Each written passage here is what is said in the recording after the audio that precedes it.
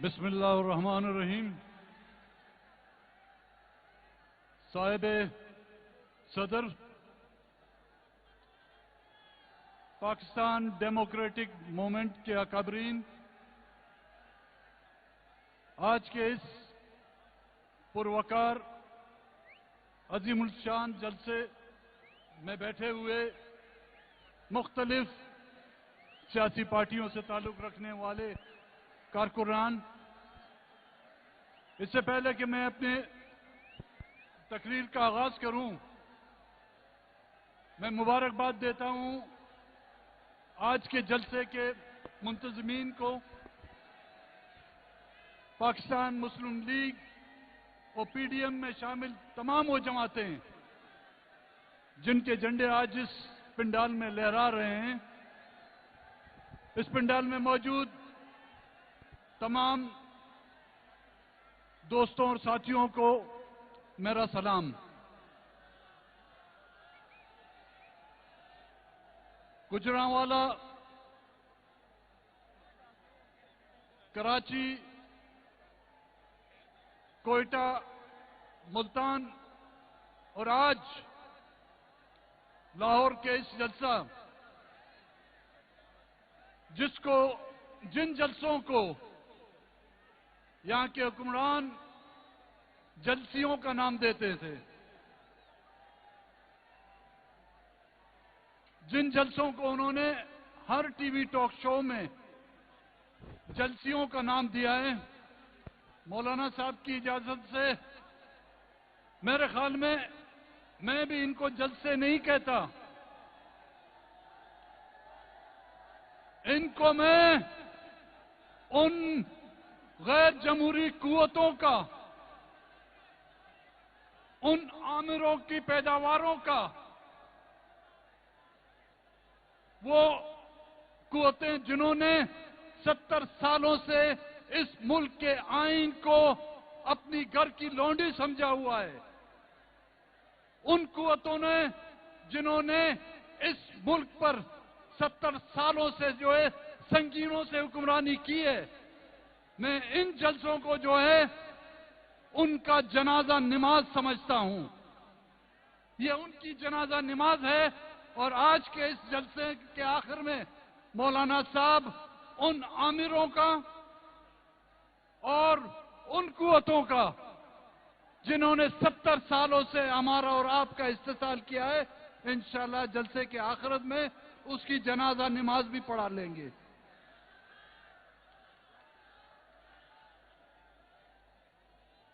حاضرین مجلس،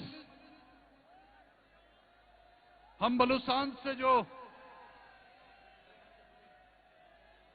لوگ آج بھی اس پنڈال میں آئے ہوئے ہیں، میری باتوں اور میری الفاظوں کو نہ ہی آپ گلا سمجھیں، نہ ہی میرا شکوہ سمجھیں، میں تو صرف مختصراً اس 70 سالوں میں ہم بلوچستان کے لوگوں نے جو کچھ سہا ہے، جو کچھ برداشت کیا ہے، ہمارے جسموں سے ٹپکتے ہوئے، رسکتے ہوئے ان خون کے چند قطرے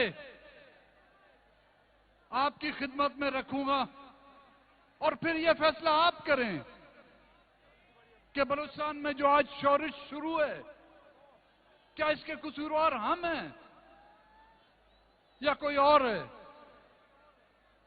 70 سالوں میں ہم نے کوئی ایک دن بھی چین کا نہیں دیکھا، ان 70 سالوں میں ہم نے بہت کچھ کھویا،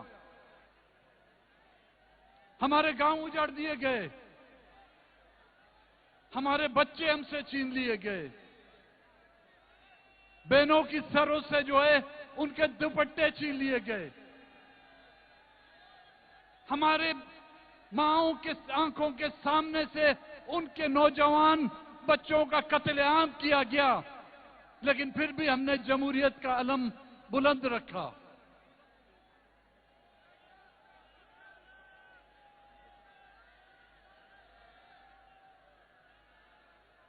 آج جس غیر جمہوری اور آئین شکن حکمرانوں کے خلاف آج آپ برسر پیکار ہیں، آج آپ جن نام نہاد ان حکمرانوں کے خلاف برسر پیکار ہیں، آج جس خلائی مخلوق کے خلاف آپ اس پنڈال میں جمع ہیں، آج جس قوت کے خلاف جس نے آئین کو ایک کاغذ کا ٹکڑا سمجھ کر ہمیشہ ردی کی ٹوکریوں میں پھینکا ہے، ہم 70 سالوں کے اس سے مقابلہ کر رہے ہیں، ہم 70 سالوں سے ان کی دہشت کا اور ان کی وحشت کا مقابلہ کر رہے ہیں۔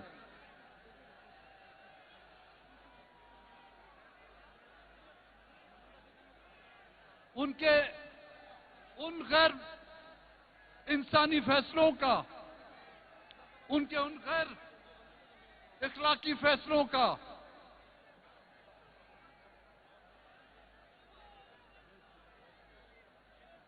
ذمہ دار کون ہے؟ آپ ذرا تحمل سے میری اس بات کو سنیں۔ اہلیان لاہور 70 سالوں سے جو ظلم و زیادتیاں ہو رہی ہیں، آپ تو چند عرصوں سے اس کو بھگت رہے ہیں۔ میں حقیقتاً آپ کو کہتا ہوں، اس کے ذمہ دار وہ نہیں، اس کے ذمہ دار یہاں کے سیاستدان اور یہاں کا وہ بڑا صوبہ ہے جو آج اس پنڈال میں موجود ہے۔ اگر اس ازدحا کو آپ روز اول سے لگام دیتے تو یہ اتنا بڑا خوفناک ازدحا نہ بنتا۔ یہ جن جو بوتل سے نکلا ہوا ہے، اس جن کو قابو کرنا بھی آپ کی ذمہ داری بنتی ہے۔ میں یہ آپ سے سوال کرنا چاہوں گا، اہلیان لاہور اور اہلیان پنجاب، کہ کیا آپ اس ملک کو بچانا چاہتے ہیں کہ نہیں بچانا چاہتے؟ اگر آپ اس ملک کو بچانا چاہتے ہیں تو اس خلائی مخلوق کو دھکیلنا اور اس کو اپنی اس ڈگر پر اور اس حیثیت پر پہنچانا بھی آپ کی ذمہ داری ہے۔ یہ ذمہ داری آپ کی بنتی ہے کہ اس کو اس کی حیثیت دکھا دیں، اس کو یہ باور کرائیں کہ یہ ملک اس ملک پر بسنے والی عوام کے لیے بنا ہے۔ ان کو یہ ثابت کرائیں، چاہے اپنی آواز سے ثابت کرانا سکتے ہیں، چاہے اپنی چیخ و پکار سے ثابت کرا سکتے ہیں، چاہے اپنے نعروں سے اس سے باور کرا سکتے ہیں، یا اپنے ڈنڈوں سے اس کو ثابت کرانا سکتے ہیں۔ یہ ذمہ داری آپ کی بنتی ہے۔ اگر آپ اس ملک کو ایک دوسرا اس میں ایک بنگلہ دیش نہیں بنانا چاہتے تو اس بلا کو لگام بھی آپ دے سکتے ہیں، ورنہ آج میں اس مجمع میں آپ سے مخاطب ہو کے کہتا ہوں، ہم بلوچستان کے لوگوں کو ایک برابر شہری کی حیثیت سے مانیں آپ، ہمیں انسان کا رتبہ دیں، ہمیں اس ملک کے ایک باشندے کا رتبہ دیں۔ جہاں تک آپ چاہیں گے ہم آپ کے ساتھ چلنے کے لیے تیار ہیں، لیکن ہم بحیثیت ایک غلام ایک دن کے لیے بھی چلنے کے لیے تیار نہیں۔ مجھے اپنی سرزمین کی وہ مٹی اتنی عزیز ہے جتنی آپ لوگوں کو عزیز ہے۔ آپ لوگوں کو خداوند تعالیٰ نے 5 دریا دیے ہیں، آپ لوگوں کو مبارک ہو۔ ان دریاؤں سے سیراب ہوتے ہوئے کھیت اور فصلیں جو ہیں آپ کو مبارک ہوں۔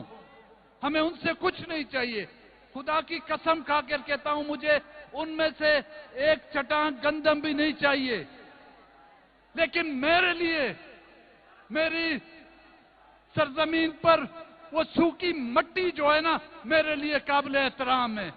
میں اس مٹی کا حقدار ہوں، میں اپنے اس سمندر میں، چاہے اس کا پانی کھارا ہو، وہ سمندر کا پانی میرے لیے سر آنکھوں پر.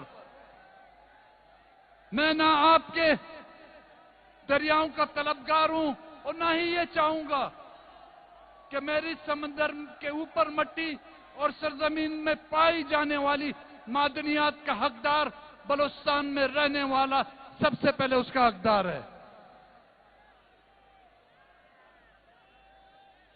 5 ملٹری آپریشن ہم پر ہوئے ہیں.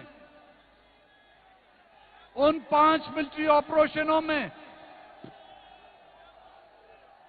یہ ہندوستان کی فوج نے ہمارے ملٹری آپریشن نہیں کیے، امریکہ کی فوج نے ہم پر ملٹری آپریشن نہیں کیے، جاپان کی یا انگلستان کی فوج نے ہم پر وہ حملے نہیں کیے.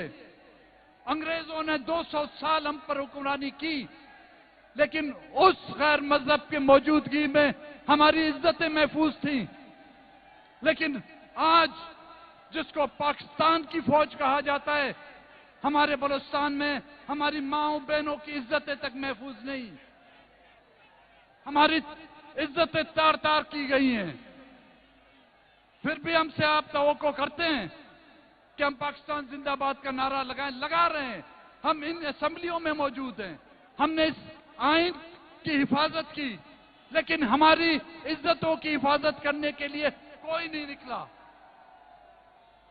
ہماری لاشیں گرائی گئیں. 10,000 کے قریب ہمارے نوجوان آج دن تک غائب ہیں. ان کی مائیں بہنیں بلوچستان کی سڑکوں پر در پدر کی ٹھوکریں کھا رہی ہیں، لیکن ان کے سر پر ہاتھ رکھنے والا کوئی نہیں.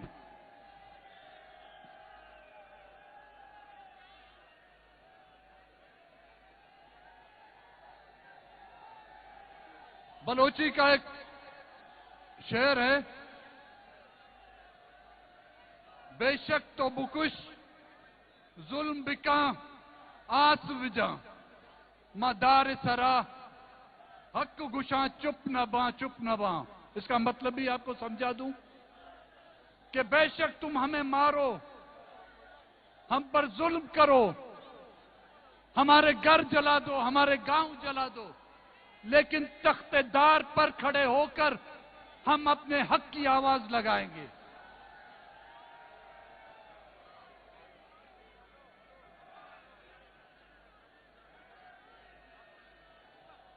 کوئٹے کے جلسے میں محترمہ بی بی مریم نواز صاحب آئی تھی.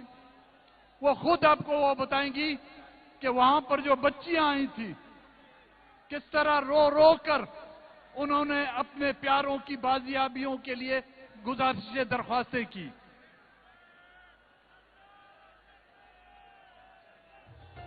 آج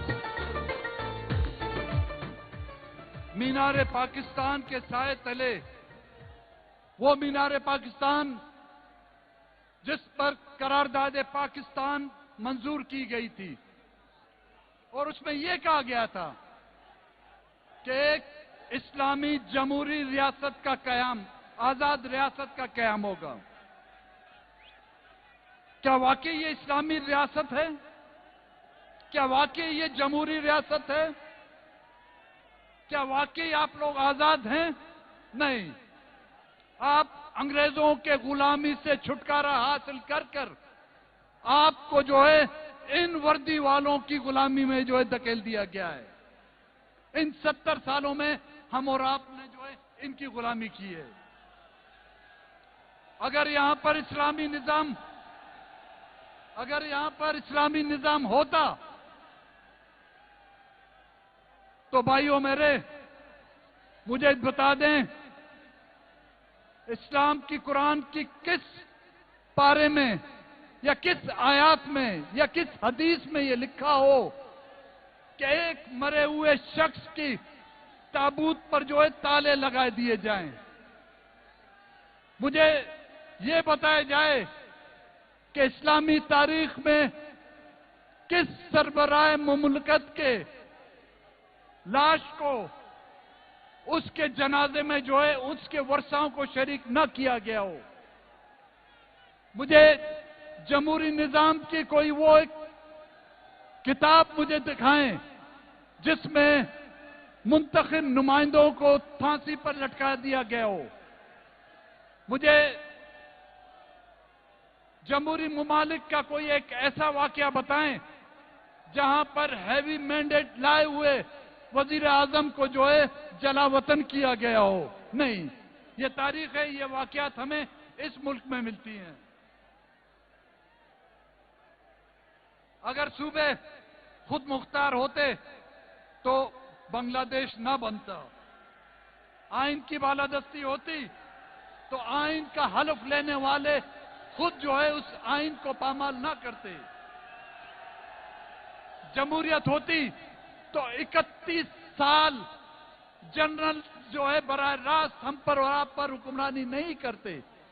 बाकी जो हुक्मरानी की भी है उन पर भी उनका हाथ था या उनका दबाव था। सियासी मामलात पर मुदाखलत, दाखिला और खारजा पॉलिसी भी उनके बलबूते पर बनती हो। और तो और कारोबार भी अपने हाथ में रख लिया है। डीएचए बने हुए हैं, एफडब्ल्यूओ बना हुआ है, फौजी फाउंडेशनें बनी हुई हैं, कारोबार अपना है। और डीएचए मैंने सुना है लाहौर में इतनी बनी हुई है, मुझे तो शक ये है कि अगर यही सिलसिला रहा तो 10-15 सालों बाद लाहौर वालों शायद आप लोगों के लिए कब्रिस्तान की भी जगह ना हो।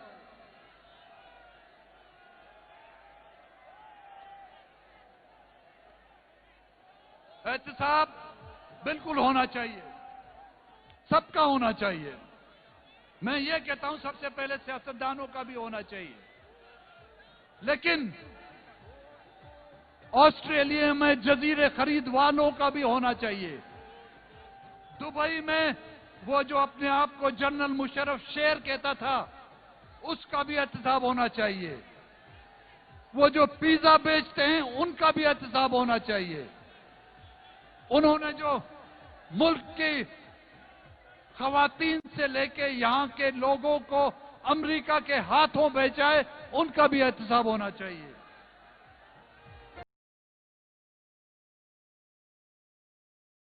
इमरान खान वजीर आजम और उसके वज़रा कहते हैं हम और इस्टेब्लिशमेंट और फौज जो है एक पेज पर हैं।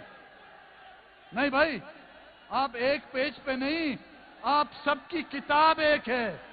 आप सब एक ही किताब के पढ़ने वाले हैं, आप एक पेज वाले नहीं। जिस तरह यहां पर डीएचए के नाम पर जमीनें हथियाई जा रही हैं, कंटोनमेंट के नाम पर जमीनें हथियाई जा रही हैं। ग्वादर का नाम तो आपने सुना होगा, लाहौर के वासियों।